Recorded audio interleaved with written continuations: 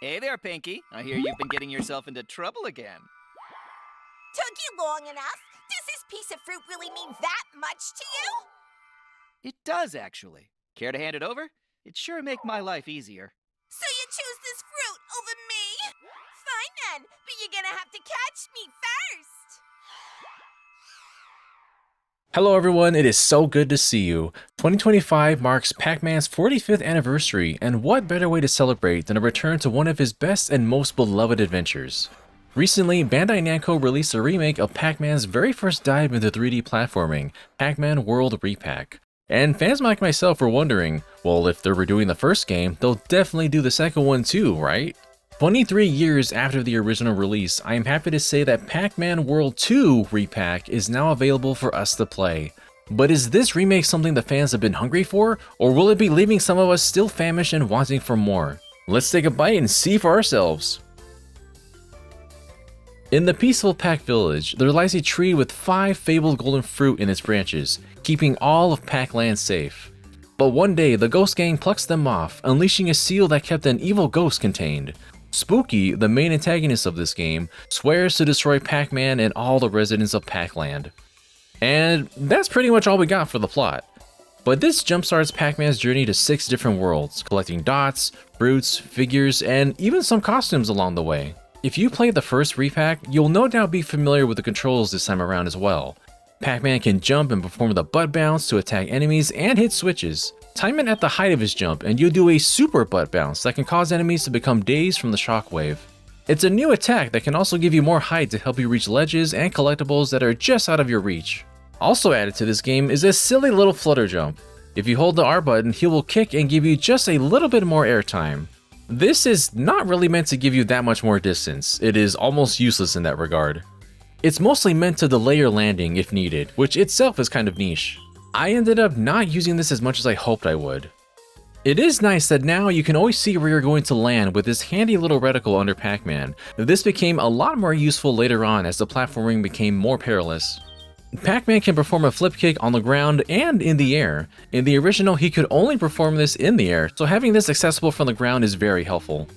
Another addition is being able to throw Pac dots as projectiles.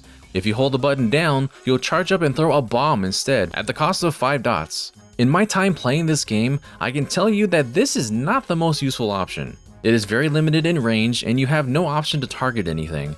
I tend just to rely on flip kicking and bouncing instead. Also returning is the rev roll, which is essentially a spin dash that'll send Pac-Man rolling after charging up. You can use this to go up hills, leap off ramps, and even power platforms that can move. These are all the core abilities that Pac-Man has at his disposal as you recover the 5 stolen golden fruit across this land. Most levels consist of Pac-Man leaping through linear platforming challenges while also collecting as many fruits as you can. There are several of each fruit scattered through every location, in crates, enemies, switches, and puzzles. You'll want to collect as many as possible, as there are also treasure chests that can only open once you've obtained all of a single type of fruit. These can hold extra lives, capsules that have figurines to decorate your town with, and potentially the Galaxian. This unlocks classic style mazes to play later in the village. Originally, you had to commit to playing these mazes as soon as you found them in the middle of a stage, but now you can take them on whenever you want. It's a very nice way to help keep the game going at your preferred pace. I'm pretty thankful that the Pac dots are no longer a part of the total collection count at the end of a level. That alone takes off a lot of stress. But there are indeed incentives to collect everything. Re-PAC introduces challenges that come with every level, one of them almost always asking you to collect every fruit possible. You'll also be given a more unique challenge that varies on each stage. Maybe you'll have to destroy every crate, beat every enemy, or complete a level without losing a life. The third challenge is most often a time trial, and these are no joke. After beating a level once, return to it and touch the stopwatch for a new challenge. Many of the fruits will be replaced by numbered timers instead. These indicate how many seconds will be shaven off of your final time at the end of a level. Thing is, you won't know how much time you saved until you reach the very end. Some of these might not even be considered optimal to get. It's an interesting way to handle it, but also, man, some of these are hard. If you want to go for the gold, you'll have to really master Pac-Man's movement and the level themselves. Thankfully, the game only requires you to get at least a bronze to clear a mission, which is much more forgiving. Clearing all missions will most often get you a new costume for Pac-Man to wear. They're often themed to the biome that you're currently in, and you're free to change them whenever you're in Pac Village.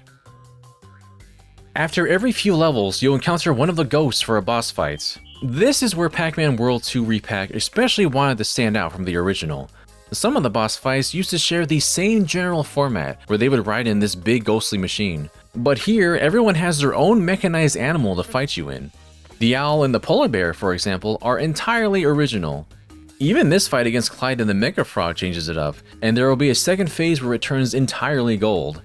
This helps to establish that Namco is putting a little more into this than simply, well, repackaging the same game again. This iteration even has more voice acting, now including Pac-Man himself. He really just sounds like a guy, doesn't he? They did what? They're always going around stirring up trouble. Those delinquents. That is also in no way meant to slander the voice work of this game. Martin T. Sherman first contributed his voice to the character way back in the original Pac-Man World 3. There's just something wonderful about Pac-Man's very first video game voice returning, and I'm glad that Bandai Namco committed to this. Fans have long awaited this title, a return to one of Pac-Man's best 3D platformers, but how well does it hold up 2 decades later, given all of its enhancements visually and in gameplay? If you played the original title, you'll probably notice right away that the visual style is much brighter in Re-PAC. In some ways, I'm not sure if that's for the best.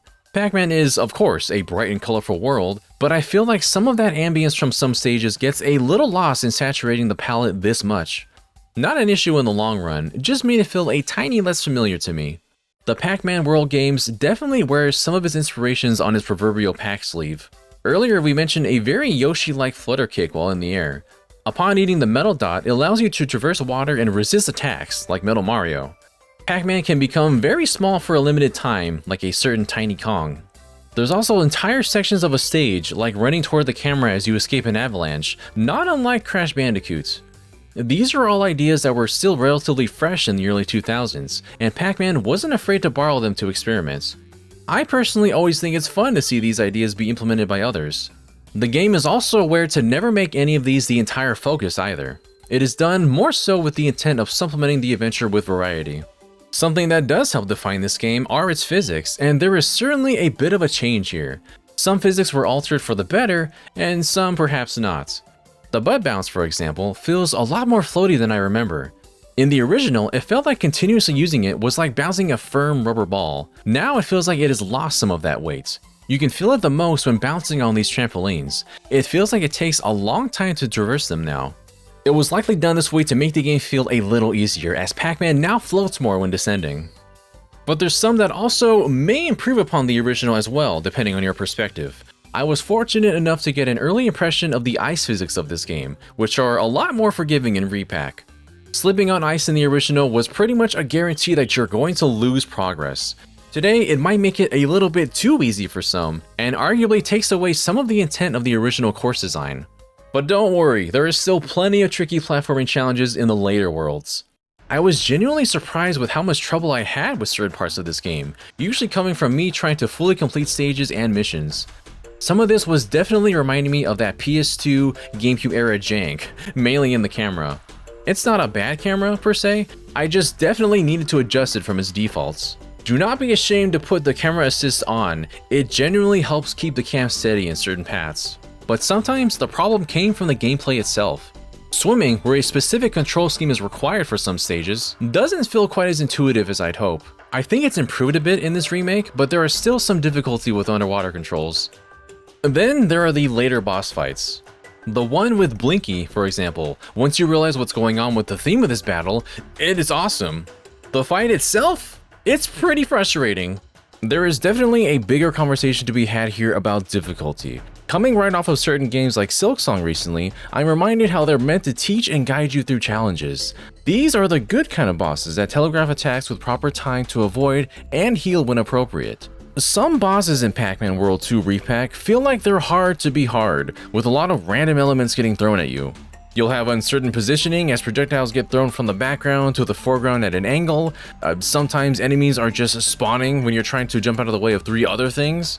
3D platformers like Kirby and the Forgotten Land or any 3D Mario game aren't amazing because of their challenging boss fights. Most of them in the main scenario are fairly breezy and easy. By late game, the bosses here, in contrast, feel like they're just trying to be mean. Not bad, per se, just in need of better design, or at least more ways to regain health. This had me constantly questioning if I was just getting bad at platformers. I was getting sad that I would have this much trouble in a Pac-Man game of all things. While Pac-Man World 2 is a great return for our yellow hero, there's definitely still some room for polish, from controls to communication. Some missions can be a bit unclear, for example. There was one where it said that we could not grab ledges, and I'm thinking to myself, how is this area possible by not grabbing this ledge? So after dying a bunch trying different things, I gave in. I grabbed it, and it still counted as not a ledge, giving me the mission clear check. I don't know what parameters this game sets for me sometimes, but okay, I'll take the costume. I don't want to sound too down on the game. In fact, whenever it was getting to me, I would just go to the arcade and see what classic Pac-Man games were available. The original Pac-Man, Pac-Mania, and Pac-Attack are all available to play if you clear certain boss missions. And more modernized mazes are available too if you collect the Galaxian in the main levels, with hazards and the ability to use the Rev Roll. These are always a fun diversion, and beating them unlocks more Gashapon machines to collect figures. But the biggest addition to this game is one that I don't think any of us saw coming. When you finish the main game and the credits roll, a new second story begins. This remixes previous stages and offers a higher challenge to those who feel like they're confident in their abilities. And this is a full campaign as well, extending the game by much more than expected.